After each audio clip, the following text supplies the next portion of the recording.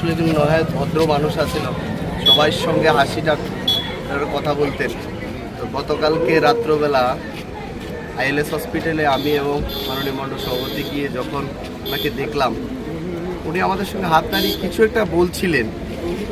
আসলে পলাশদার সঙ্গে আমার হৃদয়ের টান আগেও ছিল, বর্তমান আছে। তো পলাশদাকে হারিয়েছি বলতে আমার বড় ভাইয়ের মতো, আমি মনে হয় পলাশদা না বড় ভাই হারিয়েছি।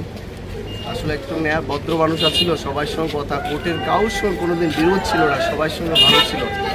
আসলে আমাদের এই মহকুমার বিরাট ক্ষতি হয়ে গেছে পলাশদাকে হারিয়ে।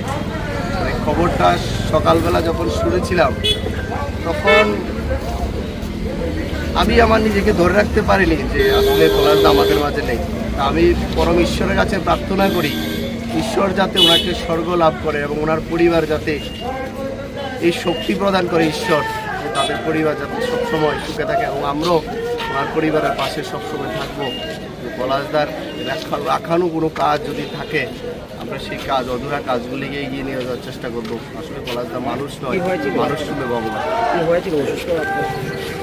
আমি গতকালকে শুনেছি ওনার প্রচণ্ড অসুস্থ, বাড়িতে অসুস্থতা ভোগ করার পরে ওনাকে সোনামুড়া হসপিটালের পরে